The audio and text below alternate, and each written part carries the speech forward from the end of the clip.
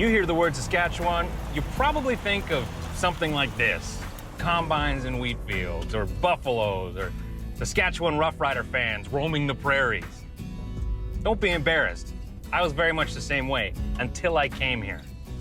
And as it turns out, Saskatchewan may just be Canada's best-kept boating secret. There are thousands of lakes, thousands of boaters of all types, shapes, and sizes. One of the biggest in the south is the T-shaped Lake Diefenbaker, which is about 100 kilometers or 65 miles south of Saskatoon, the largest city in the province. Right at the confluence of the three long fetches that form the T is the town of Elbow. Population, 337. And sheltered in Elbow Harbor is the Lake Diefenbaker Yacht Club.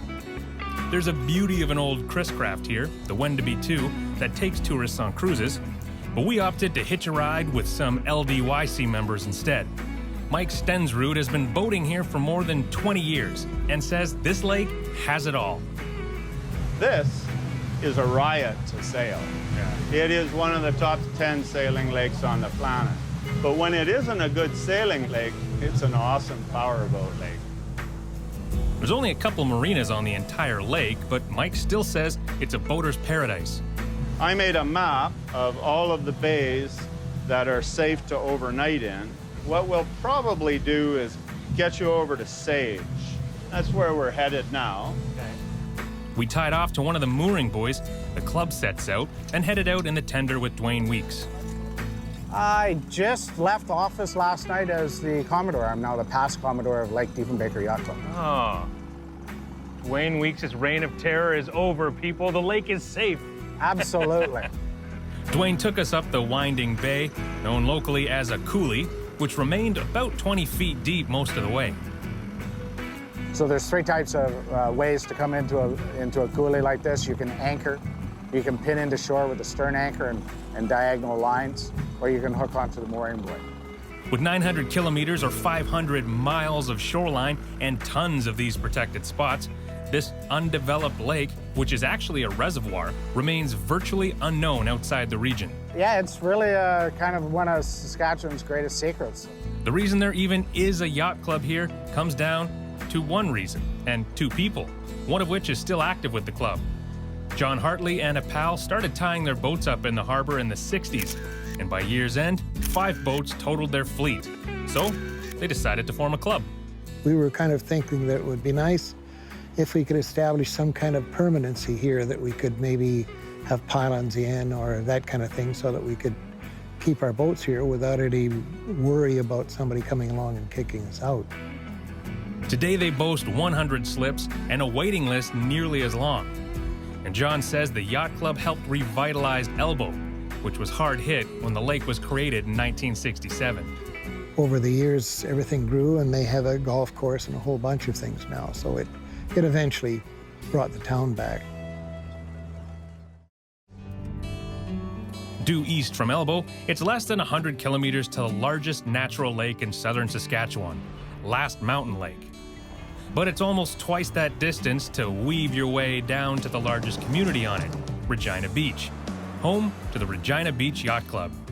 Basically, it's the oldest yacht club between Toronto and Vancouver, established in 1913. The majority, it's all power boats. We have 12 sailboats. Otherwise, everyone is switched out to pontoons.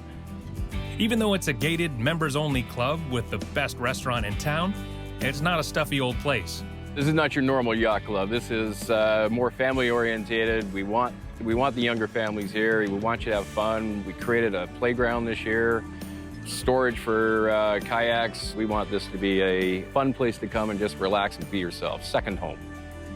And it's chock full of history. And just like on Diefenbaker, RBYC traces its roots back to just a couple of people, one of which was Fred Barber. The Barber family remains active today, and a few of Fred's grandsons took us for a tour of the lake. We're 6th generation now at Regina Beach.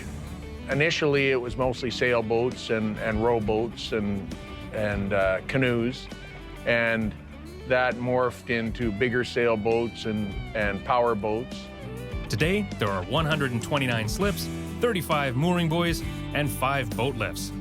The original building was destroyed in a flood in 2012, and the new one was made, bigger and better. And it was probably a blessing. The original building was basically just a big garage package, so it was never intended to have a kitchen in it or indoor plumbing or any of that kind of stuff. We changed it over the years, but it was pretty rotten when it came down. And they went all out on this new one. The bar is a Chris Craft replica, built to spec for the perfectionists out there. We're lucky in Regina, almost uniquely in Western Canada until you get to the coast. There are 7 lakes within an hour's drive of Regina, and all are very nice. There's a lot of seasonal boaters, but there's a lot of people from the capital that come here for day trips on the lake. I'm going to say I think the population's about 1,500 permanent, and summertime it can balloon to 5,000, 6,000, that kind of, a lot of campers. Even with more than 200 square kilometers of water, this, down here, is where the action is. The south end is definitely busier, more developed. It's a deeper basin, more protected. The north end of the lake gets pretty flat. We rounded the bend and headed north into the wide open section where the wind was whipping along well enough to make today an ideal kiteboarding day. And when they saw our TV camera, the tricks started happening closer to the boat. Nice. Nailed it. You, sir, just made PowerBoat Television. Continuing further north, past the fishing boats in the midst of a walleye tournament, we got to the only other marina on the lake, GNS Marina at Rowan's Ravine Provincial Park. We tied up to the wall and wandered to Mama Bear's Den for lunch. Named after her late mother, the owner, Michelle, refused my bribes for the recipe for bannock, a fried bread popular with indigenous North Americans, and it made for a delicious burger bun. Heading back south, we saw the lake had calmed way down in terms of traffic. And when we stopped at a local's dock, I realized why. It was game day. The CFL is huge here, and everyone is a Saskatchewan Roughriders fan. Hey, anyone that I work with at the Argos that's watching this, if you're in Saskatchewan, you're a Riders fan. To hell with the double blue. You got the wrong color shirt on there, bro. With about 100,000 lakes, good for everything from surfing to houseboating to world-class fishing, the friendly folks of Saskatchewan's unwillingness to brag has kept this as the best-kept boating secret in all of Canada. But not anymore. Oh, and one last thing.